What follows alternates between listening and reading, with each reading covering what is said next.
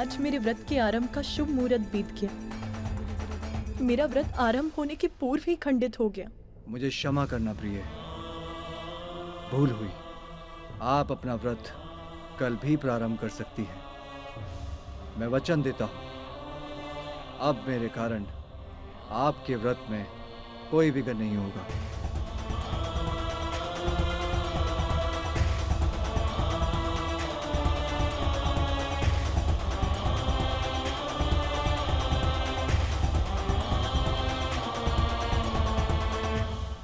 सत्य न कहना तो हमें आता नहीं, और असत्य वो भाता नहीं।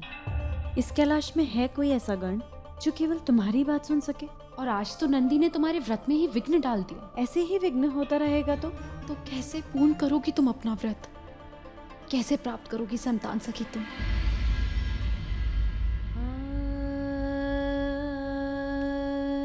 मैंने निर्णय ले लिया। मैं अपना व्रत यहाँ से कहीं दूर किसी एकांत स्थान में करूंगी, जहां उसमें विघ्न डालने वाला कोई नहीं होगा। ओम नमो भगवते वासुदेवाय। ओम नमो भगवते वासुदेवाय। ओम नमो भगवते वासुदेवाय। ओम नमो भगवते वासुदेवाय। ओम नमो भगवते वासुदेवाय। ओम नमो भगवते वासुदेवाय।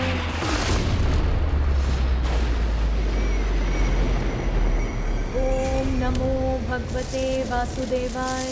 ओम नमो भगवते वासुदेवाय। ओम नमो भगवते वासुदेवाय। ओम नमो भगवते वासुदेवाय।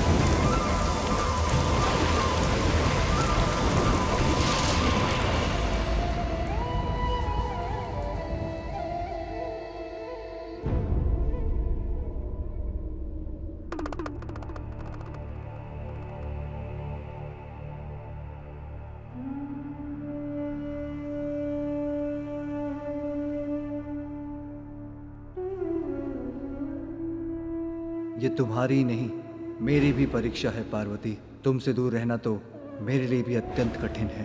तुम्हारे बिना तो मैं भी अपूर्ण हूं पार्वती।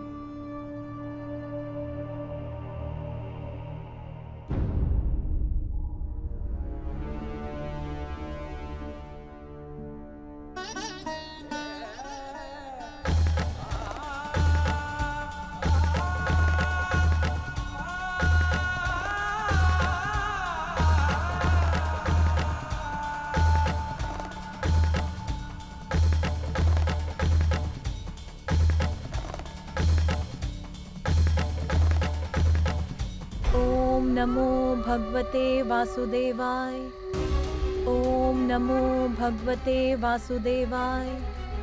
ओम नमो भगवते वासुदेवाय। ओम नमो भगवते वासुदेवाय। ओम नमो भगवते वासुदेवाय। ओम नमो भगवते वासुदेवाय। ओम नमो भगवते वासुदेवाय। ओम नमो भगवते वासुदेवाय।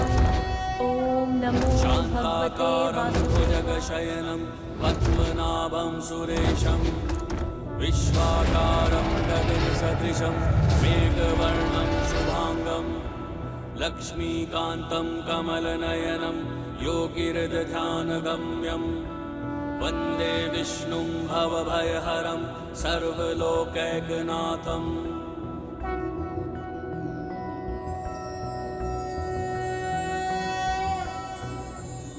देवी पार्वती की इतनी परीक्षा क्यों?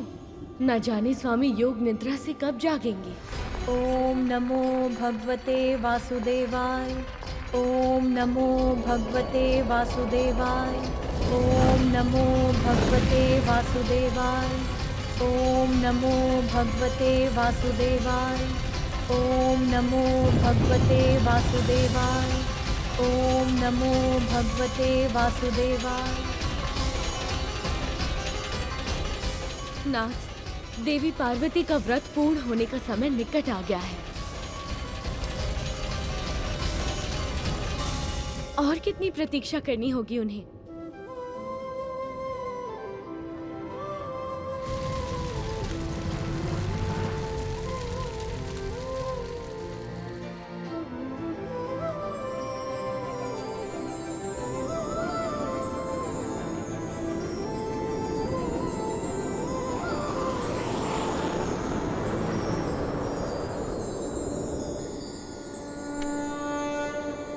देवी पार्वती,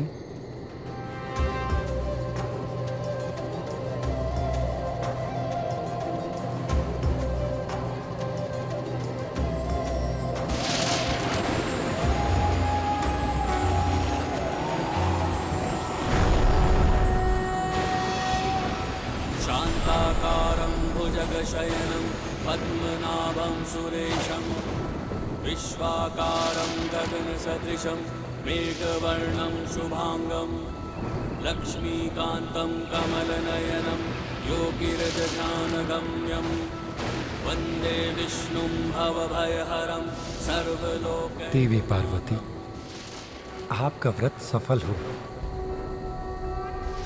आपने दृढ़ता और निष्ठा के साथ पुण्यक व्रत पूर्ण किया, इसलिए आपकी इच्छा पूर्ति करना मेरा कर्तव्य है। आप जो भी वरदान मांगेंगे मैं वो अवश्य दूंगा। प्रभु, मुझे एक ऐसी संतान का वरदान दीजिए जो ब्रह्मदेव की तरह ज्ञानी हो, आप ही की तरह तेजस्वी और निपुण, और मेरे स्वामी शिवशंकर के समान निर्मल और स्नेही हो, अर्थात त्रिमूर्ति के समक्ष गुण हो स्वामी। तथास्तु, तथास्तु, तथास्तु।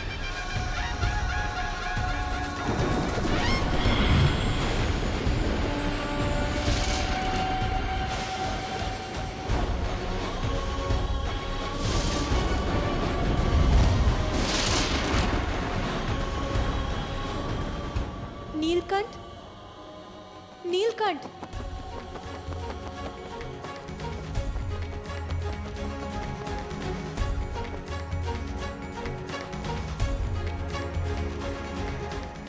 नन्हे पक्षी, मेरा एक कार्य करोगे? मेरे स्वामी, मेरे महादेव से जाके कहोगे कि उनकी पार्वती अत्यंत शुभ समाचार लेकर उनके निकट लौट रही है। जाओ नीलकंठ, जाओ।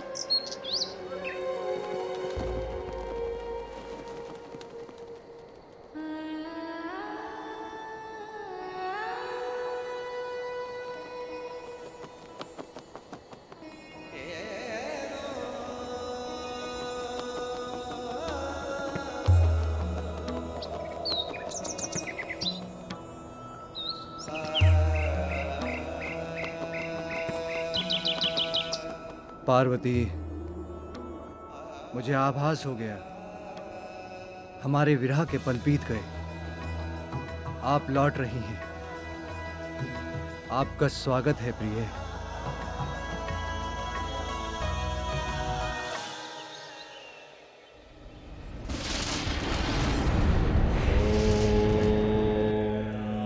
नमः शिवाय।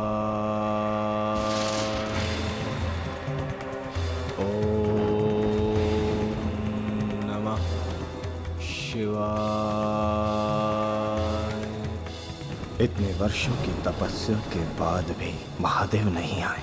अब मुझे उन्हें विवश करना ही होगा। ओम नमः शिवाय।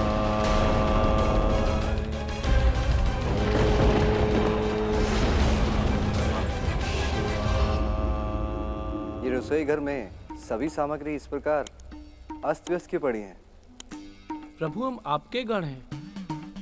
प्रभु, हमने खीर खाई अवश्य है, किंतु कभी पकाई नहीं। हमें समझ ही नहीं आ रहा है इसे पकाएं कैसे। किंतु नंदी, देवी पार्वती ने तुम्हें कितनी बार खीर पकाकर खिलाई है, तो तुमने उन्हें खीर पकाते अवश्य देखा होगा। हाँ प्रभु, देखा तो अवश्य है, किंतु कभी कभी समझा नहीं। प्रभु, हमारी दृष्टि तो सदैव खीर पर होती थी, उसको पकाने की विधि पर नहीं। क्षमा करें प्रभु। इतने वर्षों के तप के बाद यहाँ लौट रही हैं देवी पार्वती। उनका उचित स्वागत मेरा कर्तव्य है। उनके लिए यदि खीर मुझे ही पकानी होगी तो मैं ही पकाऊंगा। प्रभु खीर पकाएंगे? अवश्य प्रभु। कितना कठिन हो सकता है खीर पकाना? गुड़, दूध और चावल का ही तो मिश्रण है। उसे चूल्हे पे रख दो, बस पक गई खीर। हाँ प्रभु, बस ऐसा ही है। तो तैयारी आरंभ कीजिए। दूध, गुड़,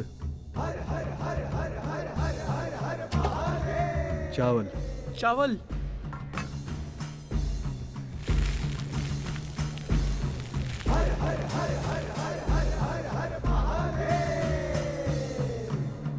प्रभु, कदाचित चूल्हे की आंच पर रखकर इस घोल को हिलाना भी पड़ता है।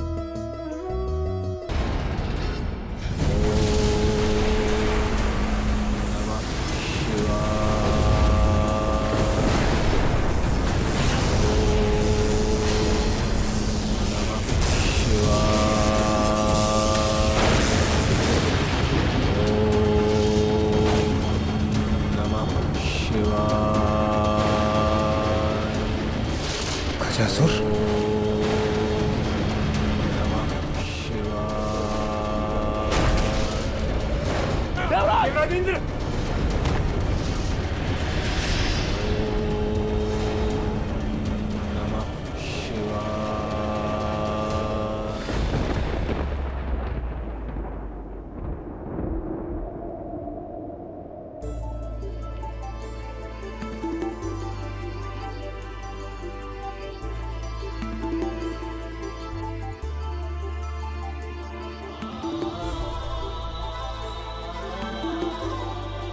मुझे देखकर आपके मुख पर आए आनंद को देखने के लिए ललायत हूँ मैं स्वामी। प्रणाम माता।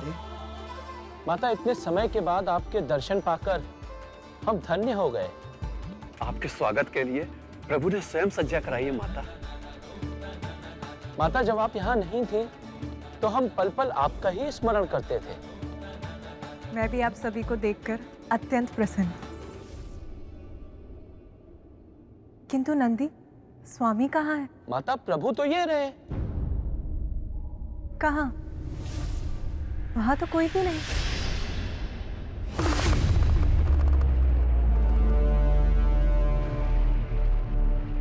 माता, प्रभु तो यहीं थे, पता नहीं कहाँ चले गए। हो सकता है ध्यान में हो। जाइए, देख कर आइए। जी।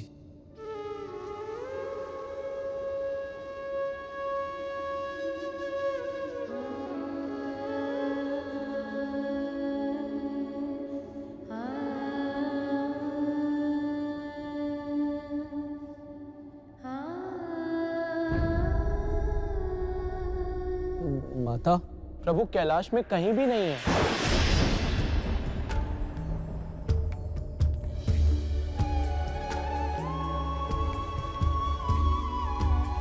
ये व्यर्थ की चिंता है या एक स्त्री का सहज ज्ञान? क्या कोई आयत? नहीं नहीं, देवादिदेव का कोई आयत कैसे कर सकता है? फिर भी मुझे ऐसा आभास क्यों हो रहा है जैसे कुछ तो आयत कर घटा।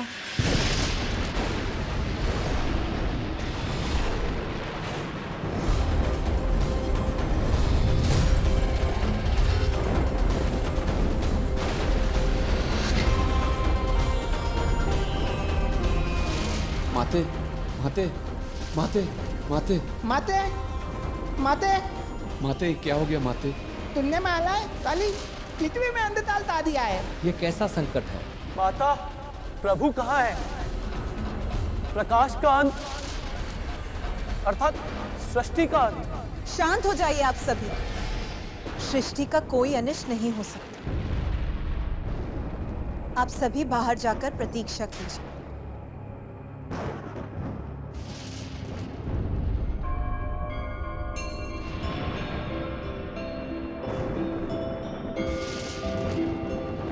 इस विकट परिस्थिति में मेरे भ्राता विष्णु देव ही मेरी सहायता कर सकते हैं। नमो विरूपेभ्यो विश्वरूपेभ्यश्च वो नमः।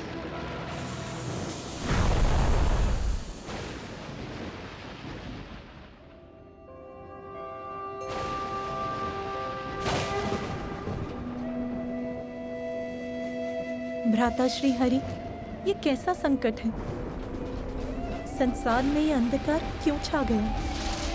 मेरे स्वामी कहाँ हैं? उन्हें कुछ हुआ है क्या? गजासुर। ओम नमः शिवाय।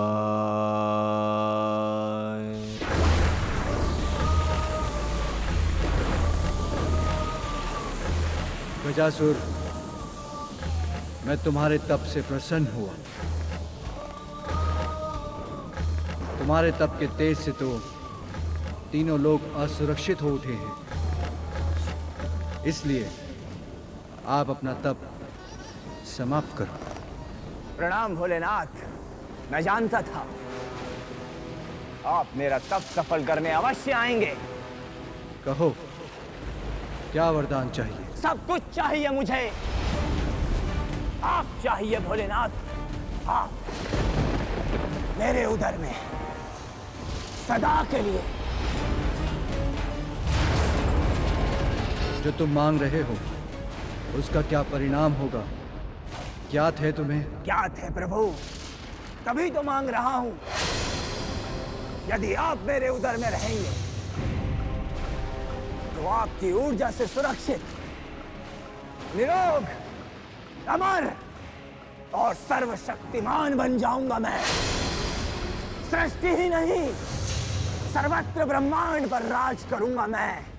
सर्वत्र। स्मरण रखो गजासुर, लालच का परिणाम सदा बुरा होता है। लालच व्यक्ति के पतन का कारण बनता है। इसलिए तुम्हारी भलाई इसी में है कि तुम कोई अन्य वर मांगो। आप ही का भक्त हूं भोलेनाथ। जो मांगा है उसी पर अड़िग रहूंगा।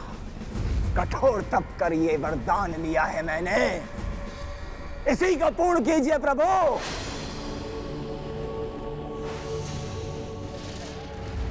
कैसी दुविधा है ये? इसका वरदान तो मुझे आपसे दूर कर देगा उमा।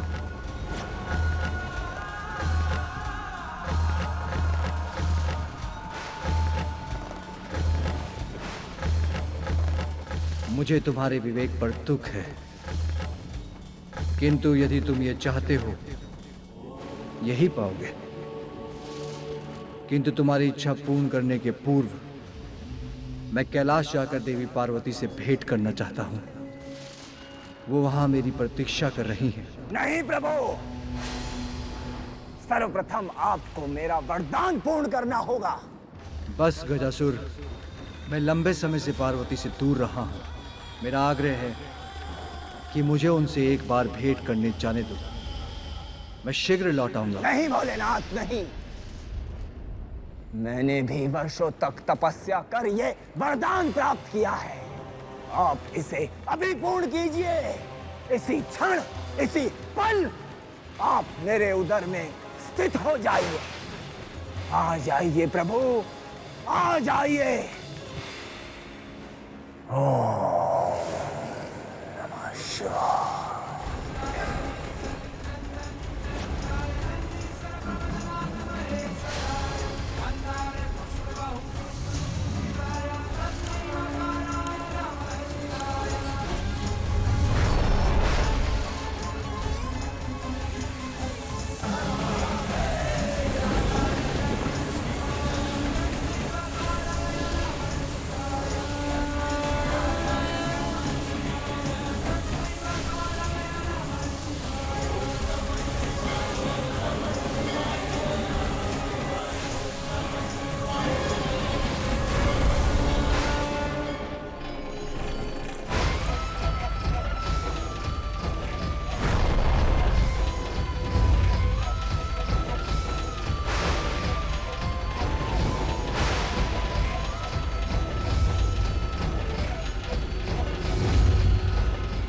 कोई मेरे स्वामी, मेरे महादेव को मुझसे विलग नहीं कर सकता।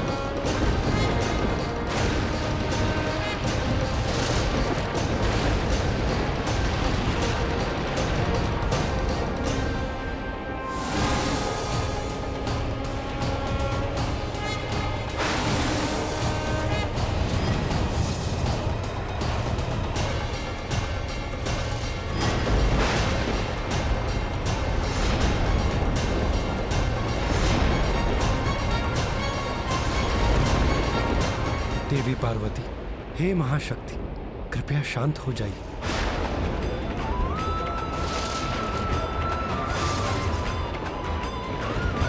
देवेश्री, त्याग दीजिए अपने क्रोध को। आपका यह उग्र रूप नहीं सह सकेगा ये संसार। घोर विनाश होगा, निर्दोषों के प्राण जाएंगे। सृष्टि के इस विनाश को बचा लीजिए। देवेश्वरी, इतनी कठोर तपस्या के पश्चात आपको संतान प्राप्ति का वरदान प्राप्त हुआ है। अपने जीवन की इस नवीन और शुभ यात्रा का प्रारंभ यूं क्रोध और विनाश के आधार पर मत कीजिए देवी।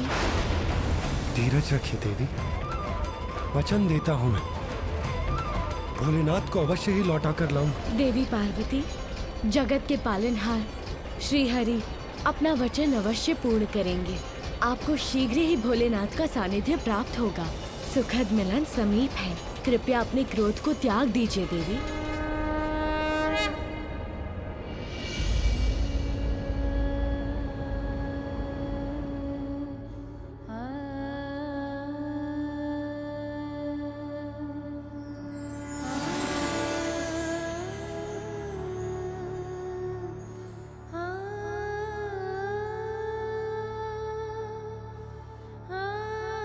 ये लीजिए देवी पार्वती, इस लेप से मंगल स्नान कीजिए और श्रृंगार कर अपने स्वामी की प्रतीक्षा कीजिए।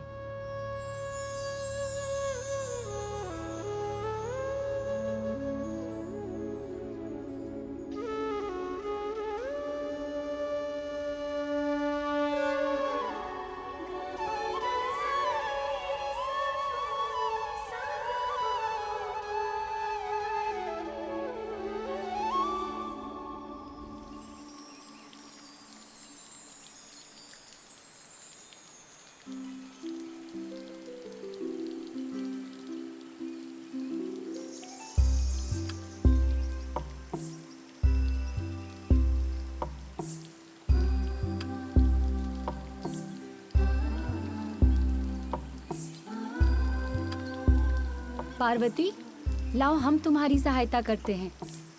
हाँ सखी, तुम चिंता मत करो। नहीं सखियों, आज मैं एकांत में ही स्नान करना चाहती।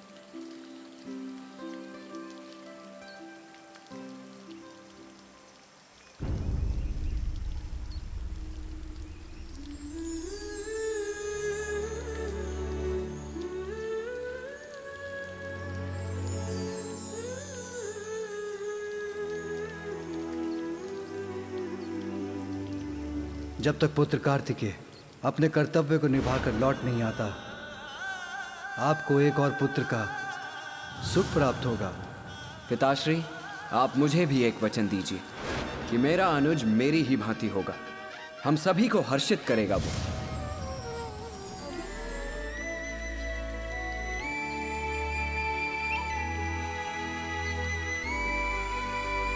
ये तुम्हारी नाक, हृदय नहीं होगा तो मेरे मन में तुम्हारे लिए अपार स्नेह को कैसे जान पाओगे? किंतु हृदय के लिए तो तन चाहिए। भुजाओं के बिना मेरा स्पर्श कैसे करोगे तुम?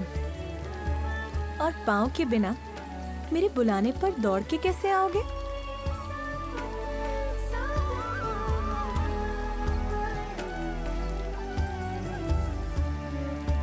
अब ये तो बताओ कि मुझे माँ कहकर कब पुकारोगे पुत्र?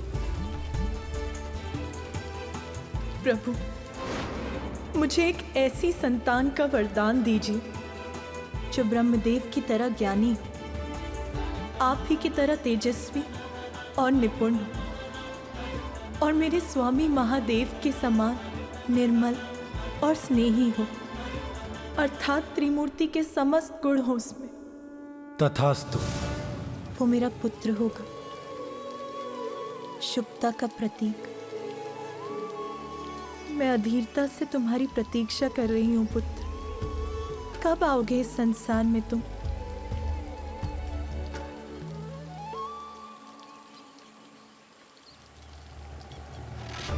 अपनी संपूर्ण शक्ति से मैं तुम्हें आशीष देती हूँ पुत्र।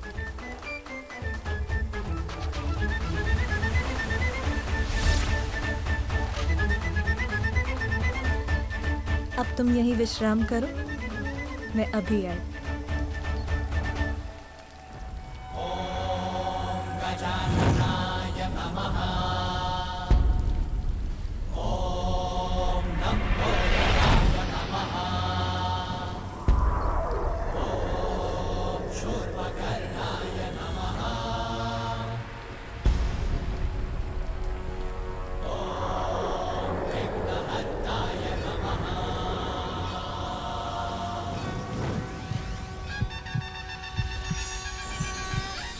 माँ,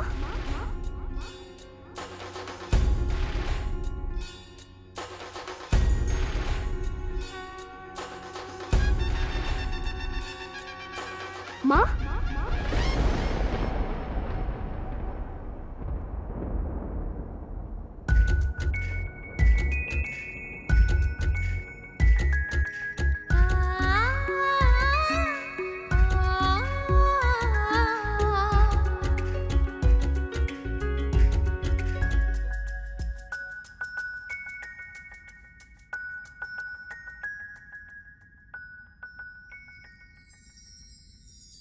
माँ, मैं आपकी सेवा करने, आपको सुख देने आया हूँ।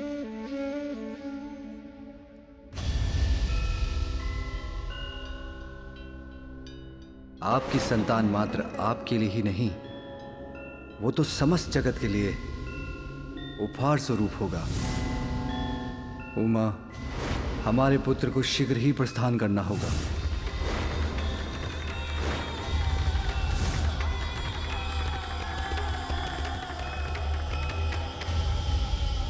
क्या हुआ माँ? आपके मुख पर ये चिंता कैसी? मुझे बताइए माँ, अपनी चिंता का कारण। इस संसार में मैं आपकी सभी चिंताओं को हरने ही तो आया हूँ।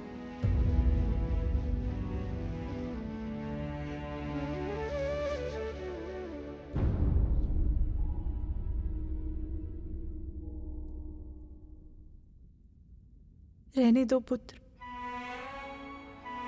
अपनी इस माँ का दुख जानकर तुम क्या करोगे?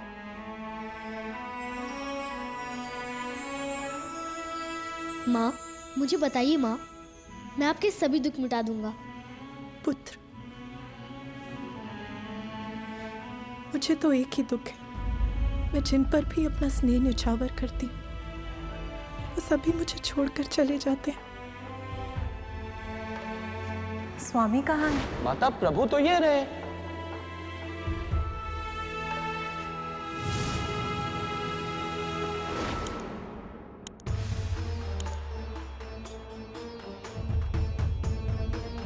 अपने अपने दायित्व निभाने में व्यस्त हो जाते हैं। तुम भी मुझे छोड़ के चले जाओगे, मैं फिर दुखी हो जाऊंगी।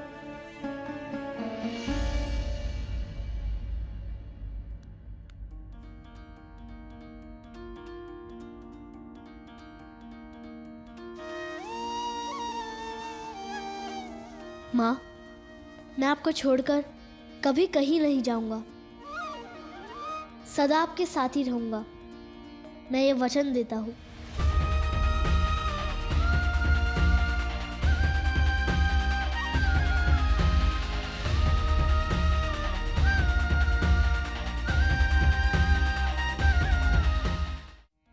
दिव्य है मेरा पुत्र, किंतु मुझे इसको और शक्तियां देनी होंगी। माँ, मेरा विश्वास कीजिए, मैं आपकी रक्षा करने में सक्षम हूँ। हाँ पुत्र, किंतु फिर भी मैं आपको कुछ और ज्ञान भी देना चाहती हूँ।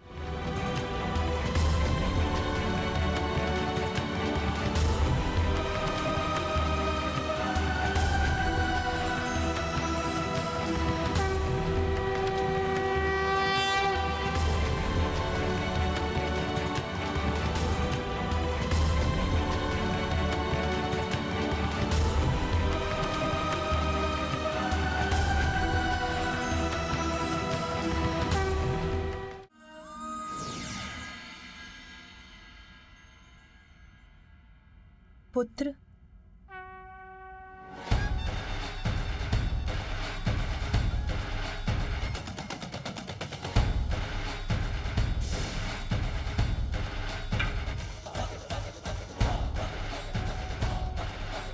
धन्यवाद माँ। अब आपके पास युद्ध कौशल का ज्ञान, शक्ति और अत्यंत शक्तिशाली अस्त्र भी है।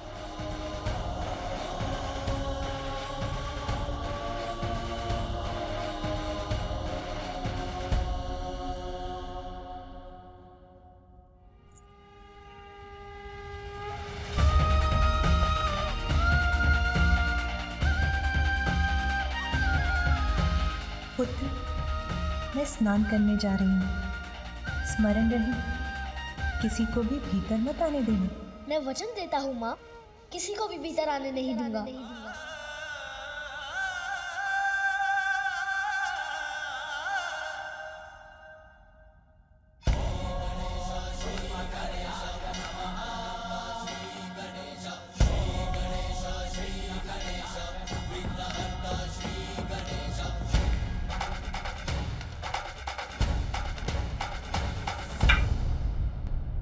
प्रभु शिव शंकर की, प्रभु शिव शंकर की, प्रभु शिव शंकर की, प्रभु शिव शंकर की।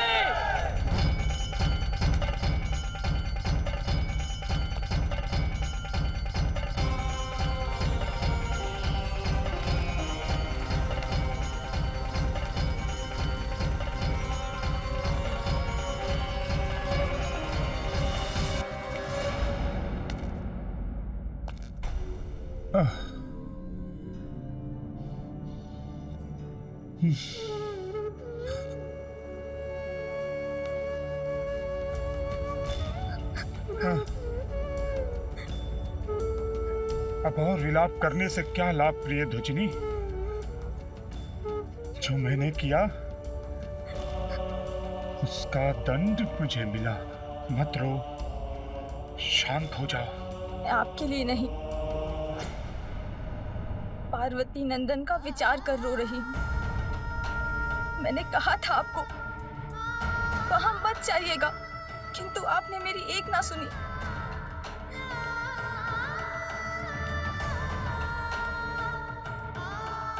आपकी दृष्टि से उस बालक को होने वाले अनिष्ट की कल्पना ही मुझे व्यथित कर रही है।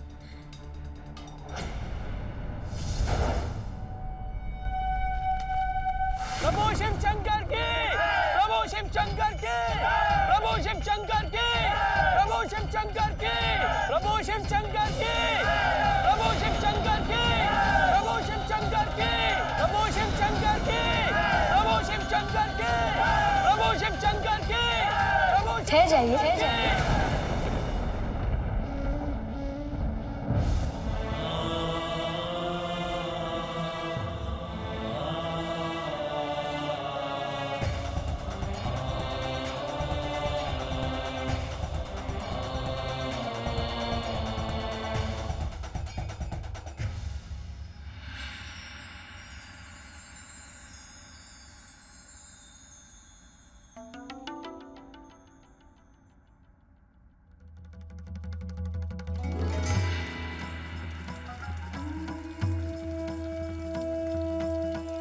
आज तो तुम्हारे मुख और नेत्रों में अद्भुत आभा है। कौन से विचार घुमड़ रहे हैं तुम्हारे मन में? विचार घुमड़ नहीं रहे, शांत हो रहे हैं। आज मैं अत्यंत प्रसन्न और संतुष्ट हूँ। ठहर जाइए। कदाचित आपने ध्यान से नहीं सुना। किसी को भी भीतर जाने की अनुमति नहीं है। यहाँ तक आए हैं, ये तो बताइए, है कौन आप?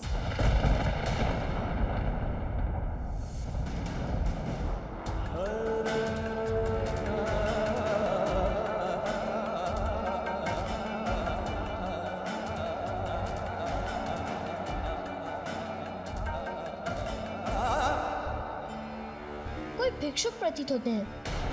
भिक्षा तो बाद में ही मिलेगी, माता के स्नान के उपरांत। तब आइए, अभी जाइए।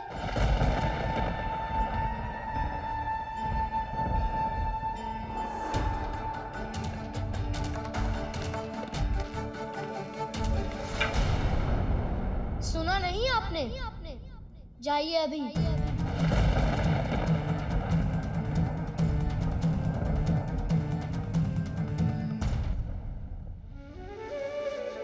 कदाचित अधिक भूखे हैं। अपने फल दे सकता हूँ, वो चाहिए? तुम कौन हो बालक? जिसने आपको रोका है।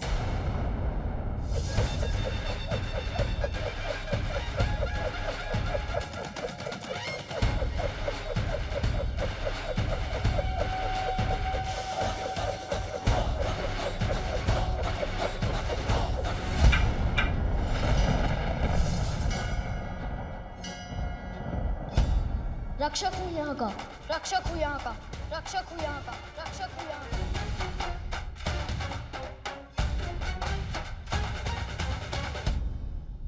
आए तो आप हैं। आप दीजिए अपना परिचय। कौन है आप?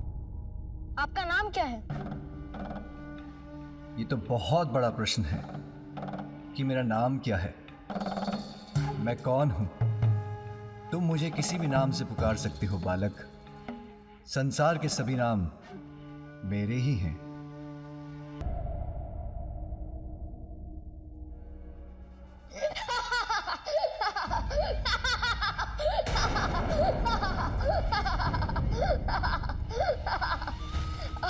अर्थात आप मेरे जैसे ही हैं। अब तक मेरी माँ ने भी मुझे कोई नाम नहीं दिया है।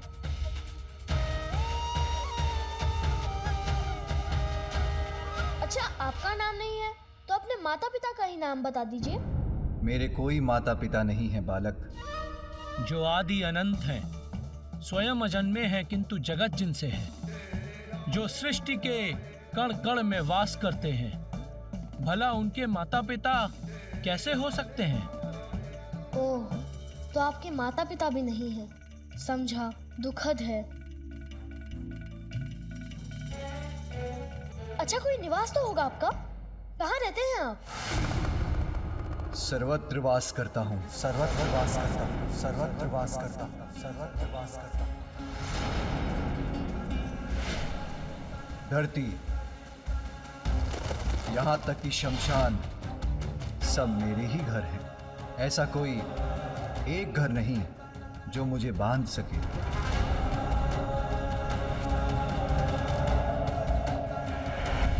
यही समझ लो, मैं सर्वत्र हूं और कहीं भी नहीं। जय शिव शंकर, जय शिव शंकर। बालक समझकर मुझे अपनी गोल गोल बातों में भ्रमित करने का प्रयास कर रहे हैं। सीधे सीधे कहिए ना कि आपका कोई घर नहीं, अर्थात भिक्षुक भी नहीं। आप तो कोई भैरूपिया ही लगते हैं। बस बहुत हुआ बालक। जो संसार को सब कुछ देते हैं, उन्हीं को कभी तुम भिक्षुक, कभी बहरूपिया बुला रहे हो। ये देते हैं संसार को। बालक अवश्य हूँ, किंतु मूर्ख नहीं कि जो आपने कहा वो मैं मान लूं। वस्त्र के स्थान पर पशु चर्म से अपना तन ढकते हैं। रहने के लिए कोई घर नहीं। नाम पूछो तो कहते हैं सभी नाम मेरे हैं। अब ऐसी बात करने वाले को भैरूपिया नहीं तो और क्या कहूँ, और क्या कहूँ, और क्या कहूँ।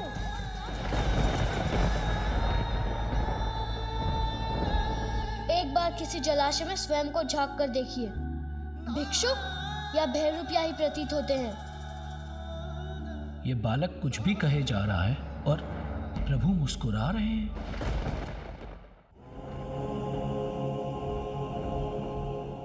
इतनी घनी जटाएं हैं आपकी, कभी केश नहीं सवारे क्या? बालक, प्रभु की जटाओं का अर्थ भी जानते हो? मेरे प्रभु। सखी, कुछ तो कहिए, किसके विचारों में डूबी हैं आप? मैं उनके विचारों में मग्न हूँ जिनका शीश घनी जटाओं से सुशोभित है।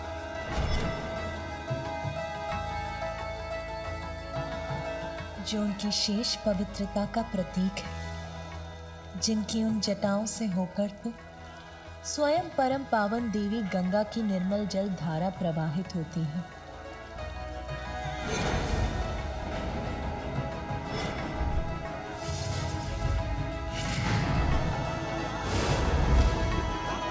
आपका तो सभी कुछ विचित्र है। और ये मस्तक पर तीसरा नेत्र क्यों है? देखने के लिए 2 नेत्र कम पड़ गए थे क्या? प्रभु का तीसरा नेत्र खुल गया ना, तो बालक। जिनका तीसरा नेत्र प्रतीक है इसका कि जो 2 नेत्रों से देखा जाता है वो सदा सत्य नहीं होता।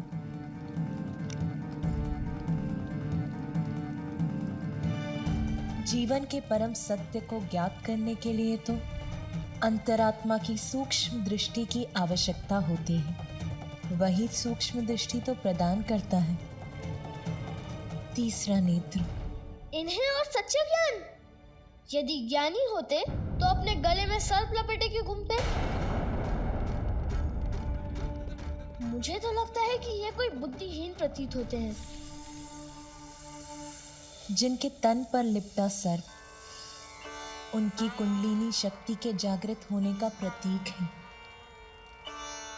वो जो चेतना से परिपूर्ण है और सर्प को अपने तन पर अपनाकर ये संदेश भी देते हैं कि बुरे की बुराई का अंत भी प्रेम से किया जा सकता है। विषधर को भी यदि हृदय से अपनाओ तो वो भी सच्चा साथी बन जाता है। और तन पर ये पशु चर्म क्यों धारण कर रखी है?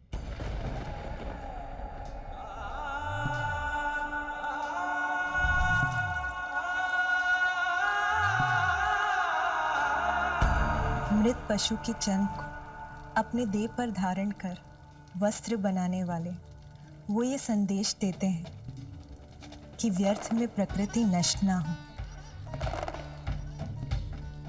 प्रकृति का सम्मान हो, उससे जुड़ाव रहे।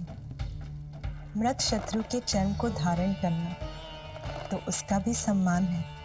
प्रत्येक जीव को संभाव से देखते हैं।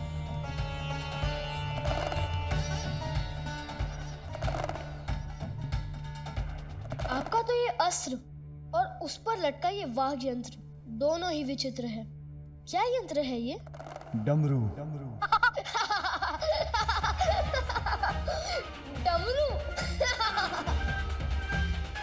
आपके तो इस यंत्र का नाम भी विचित्र है, डमरू।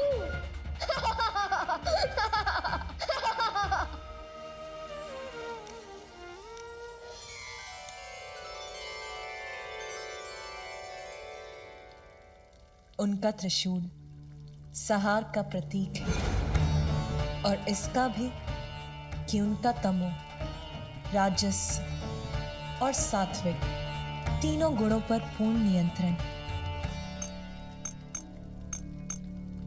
उनके डमरू का आकार तो अनंत का ही स्वरूप है, जिनके नाद से ब्रह्मांड का, ब्रह्म अक्षर का, स्वर का व्यंजन और समस्त संसार का जन्म हुआ है।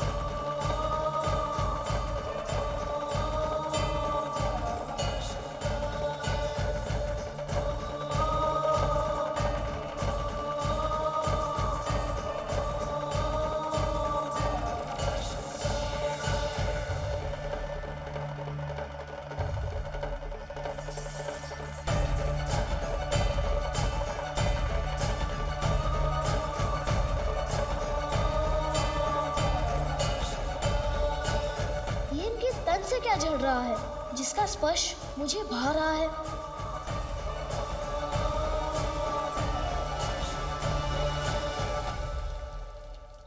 उनके तन पर भस्म का भी गूढ़ रहस्य है।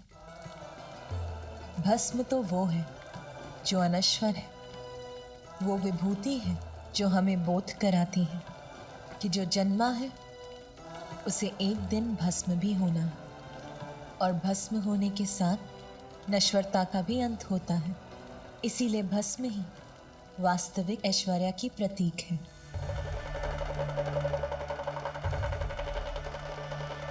भस्म लगाकर घूमना तो आलसियों का कार्य है। कहीं तन पर लग गई होगी, फिर स्नान नहीं किया होगा, है ना? बालक, कैसे समझाऊं मैं तुम्हें? ये मेरे प्रभु के तन की पवित्र अनश्वर भस्म है।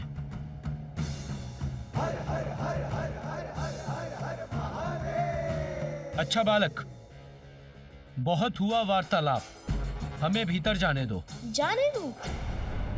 कदापि नहीं। मेरी माँ का आदेश है, किसी को भी भीतर मत जाने देना, और मेरी माँ का आदेश मेरे लिए सर्वोपरि है। बालक, अपनी माँ के प्रति तुम्हारी भक्ति देखकर मैं बहुत प्रसन्न हूँ, किंतु मैं तुम्हारी माँ का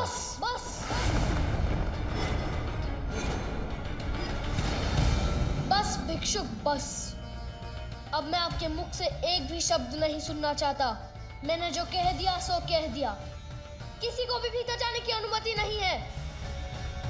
बालक, तुम हमें नहीं जाने दोगे तो हम बलपूर्वक जाएंगे।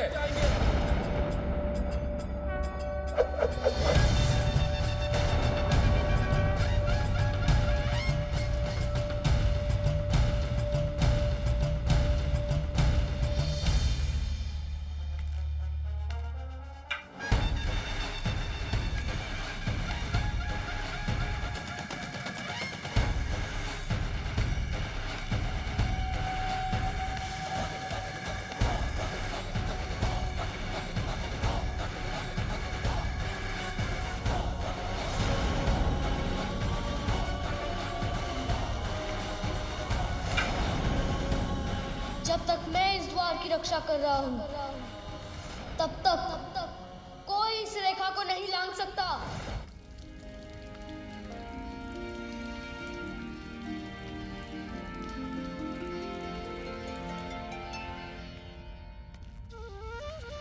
अपनी माँ का पुत्र हूँ। बलपूर्वक जाने का प्रयास करने वाले को बलपूर्वक यहीं रोक दूंगा। प्रतीत होता है प्रभु अब इस बालक को इसके हठ के लिए अवश्य दंडित करेंगे।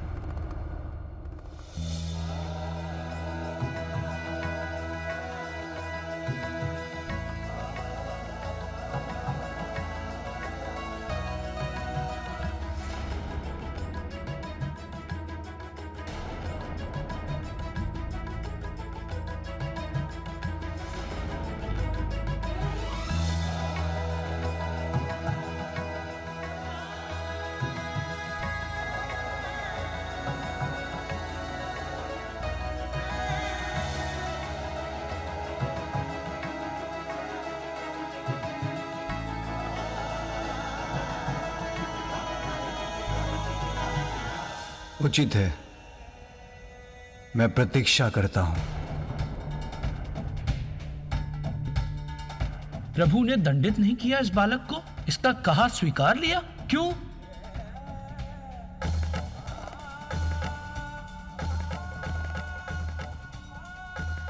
प्रभु, देर से ही समझे, किंतु समझ तो गए।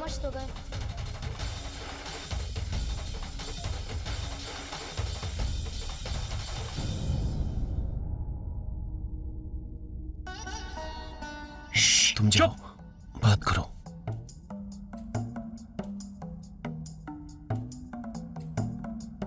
प्रभु,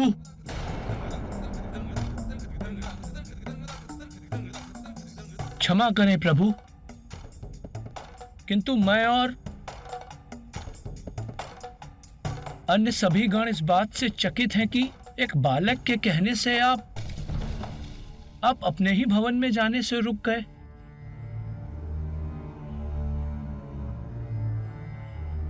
प्रभु, मुझे और अन्य सभी गणों को यह तनिक भी नहीं भाया। प्रभु, आप कुछ नहीं कहना चाहते तो कोई बात नहीं, किंतु हम सब गण मिलकर उस बालक को समझाएंगे।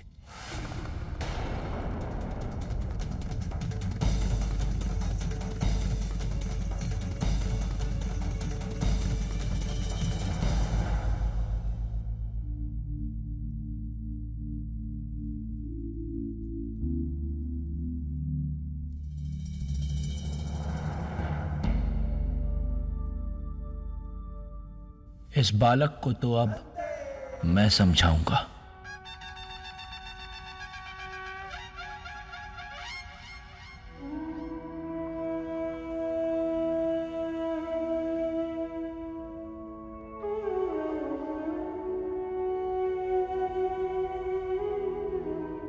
नंदी दी, इत तान पतल ते तीदा तल दो।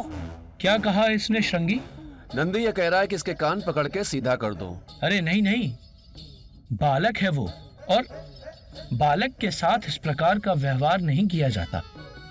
हम उसे एक और अवसर देते हैं। हठी का हट तोड़ने के लिए साम दाम दंड भेद का प्रयोग किया जाता है। पहले मैं साम दाम और भेद का प्रयोग करूंगा। और दंड के लिए मैं हूं ही। अरे नहीं नहीं, उसकी आवश्यकता नहीं पड़ेगी। आप देखिए मैं कितनी सहजता के साथ इस बालक को मना लूंगा।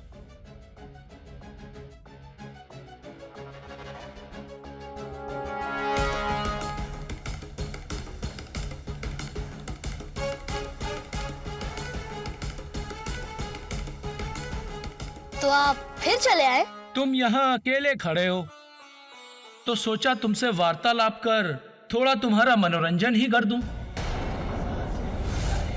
जब तक मैं इस द्वार का रक्षक हूँ, मैं मेरी माता की आज्ञा का पालन करूंगा। सतर्क रहना होगा मुझे, ताकि कोई भी छल एवं बल से भीतर ना प्रवेश कर पाए।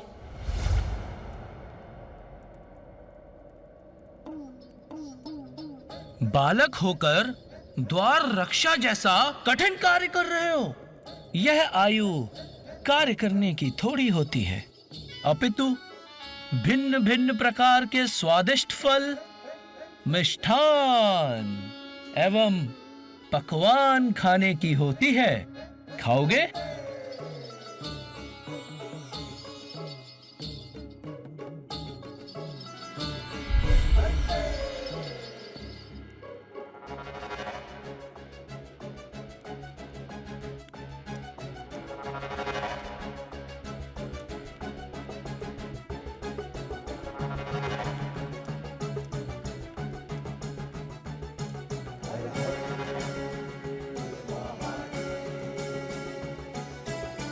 लो, खाओ, संकोच मत करो। यह सब कुछ तुम्हारे लिए ही है। आओ, अब तुम इसका आनंद लो और हमें भीतर जाने दो।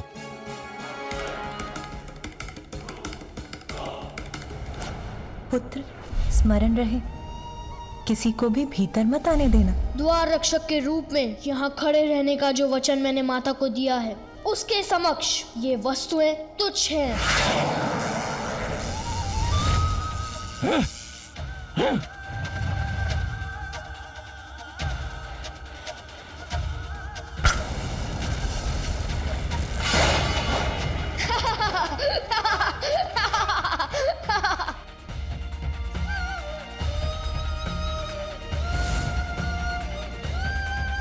ना ही मुझे कुछ खाना है और ना ही मुझे किसी को भीतर जाने देना है। मेरा क्रोध जागृत हो रहा है। शांत शांत नंदी शांत। ओम नमः शिवाय, ओम नमः शिवाय, ओम नमः शिवाय, ओम नमः शिवाय, ओम नमः शिवाय, ओम नमः शिवाय, ओम नमः शिवाय, ओम नमः शिवाय, ओम नमः शिवाय, ओम नमः शिवाय, ओम नमः शिवाय, ओम नमः शिवाय, ओम नमः शिवाय, ओम नमः शिवाय, ओम नमः शिवाय।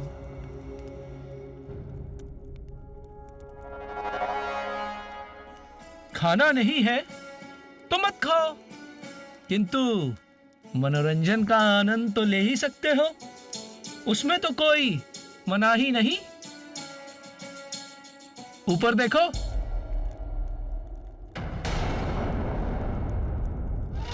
देखो आकाश के इन मेघों में मैं तुम्हें राजकुमार और राजकुमारी के विवाह का अद्भुत दृश्य दिखाता हूं। तुम्हें अवश्य आनंद आएगा। ये देखो।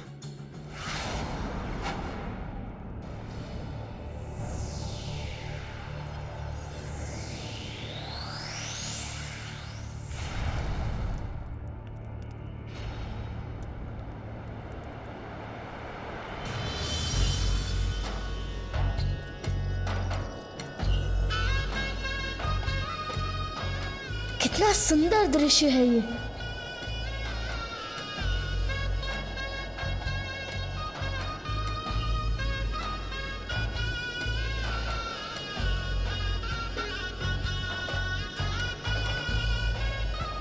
तुम यहाँ ये मनोहर दृश्य देखते रहो बालक, जब तक तुम्हारा मन करे। बस अब हमें भीतर जाने दो।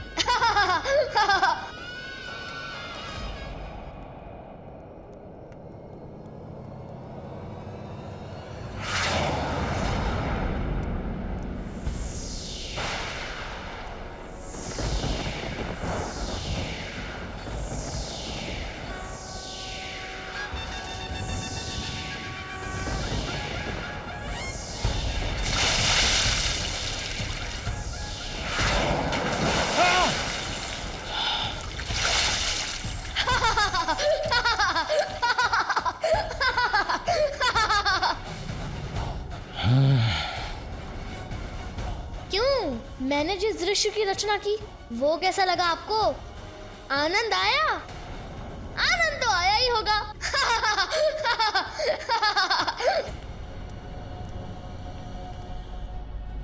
अब एक अंतिम बार कह रहा हूं, ध्यान से सुन लीजिए। इस द्वार के आगे मैं किसी को नहीं जाने दूंगा। समझ गए आप? साम दाम तो व्यर्थ गए, अब क्या करूं?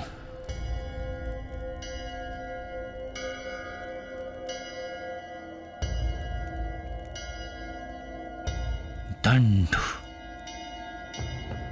भय, सावधान बालक!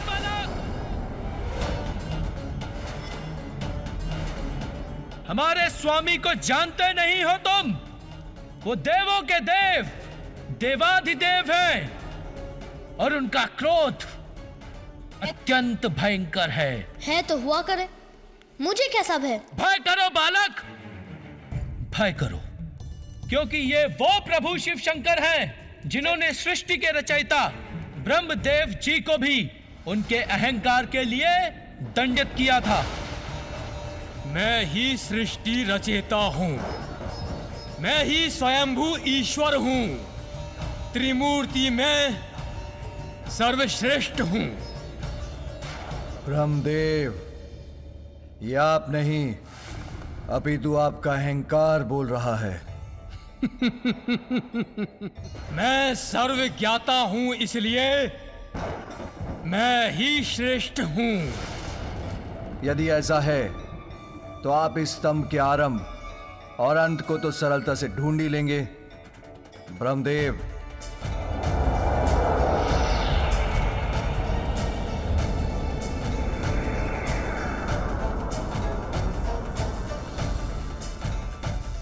उचित है, इसमें क्या कठिनाई है?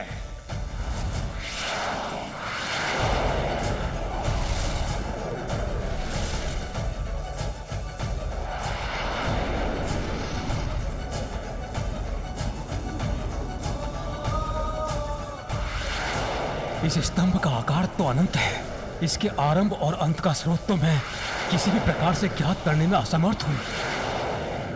मैंने स्तंभ का अंत ढूंढ लिया है। सत्य कह रहे हैं? इसका अंत ढूंढ लिया आपने? मुझ पर संदेह? मैंने जो कह दिया वही सत्य है। मैं ब्रह्मा हूं, मैं ही परम ब्रह्म हूं। तुम कौन हो?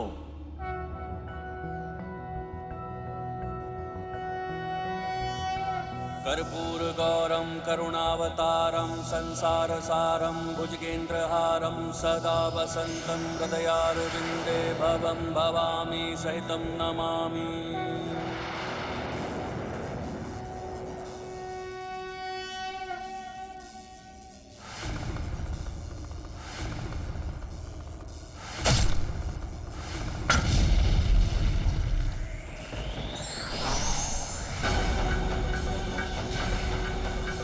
मैं वो हूं जो अहंकार को अपना आहार बनाता है। सृष्टि के जनक को इतना अहंकार शोभा नहीं देता ब्रह्मदेव।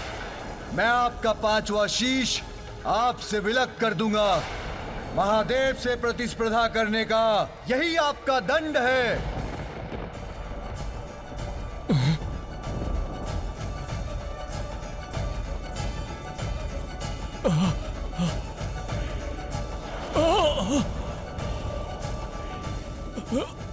अब समझे कैसा होता है मेरे प्रभु शिव शंकर का क्रोध।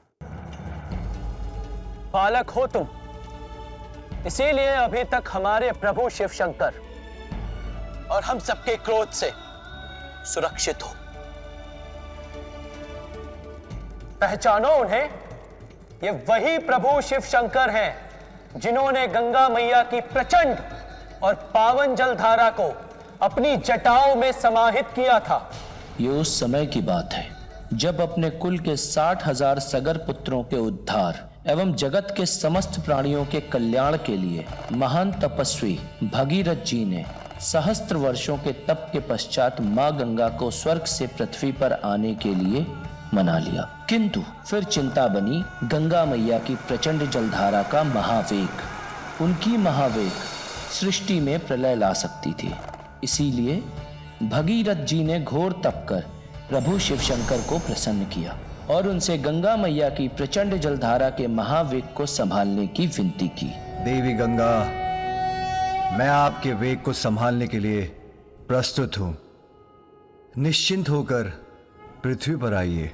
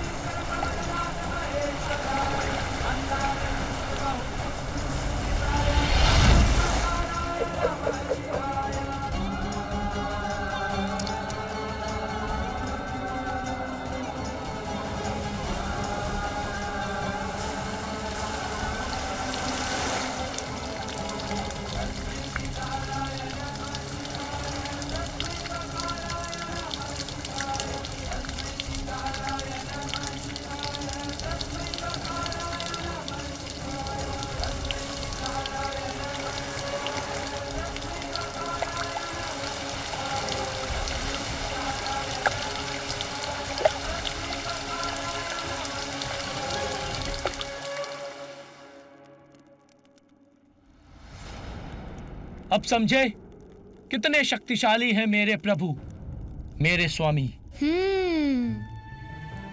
मैं प्रभावित तो अवश्य हूं,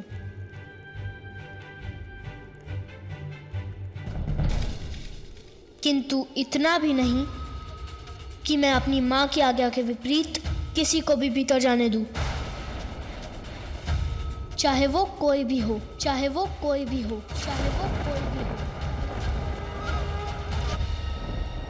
भूल मत करो बालक, यदि मेरे प्रभु शिवशंकर का क्रोध जागृत हो गया तो उसका शांत होना सरल नहीं।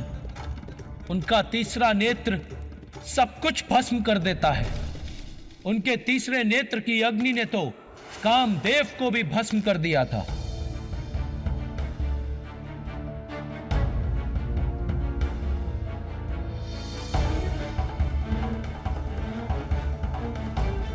मुझे क्षमा करें प्रभु, मैं देवराज इंद्र के आदेश के आगे विवश हूं। मुझे आपका ध्यान भंग करना ही होगा।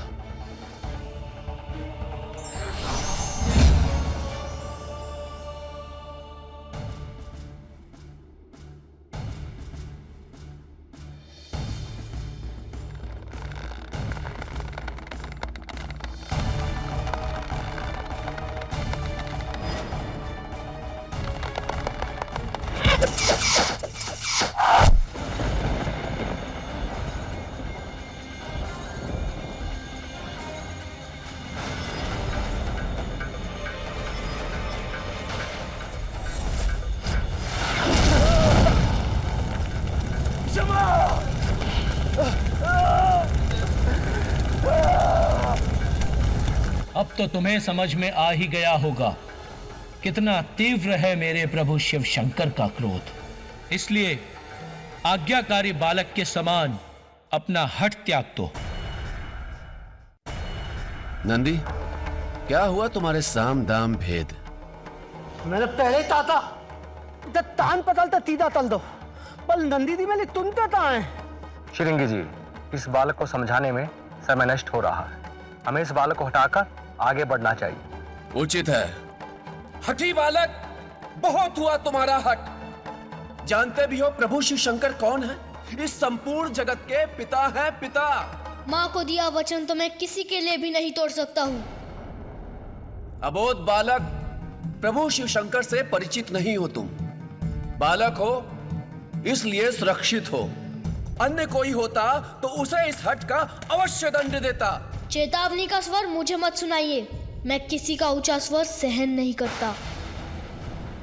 और अब मेरी चेतावनी सुनिए, शांति पूर्वक लौट जाइए, अन्यथा आप सभी मेरे कोप के भागी होंगे। बस बालक,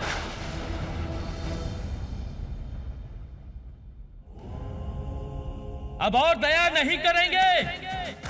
प्रभु शिव शंकर हमारे स्वामी हैं और उनका मार्ग कोई नहीं रोक सकता। शांति से हट जाओ, अन्यथा बांध कर यहीं बैठा देंगे।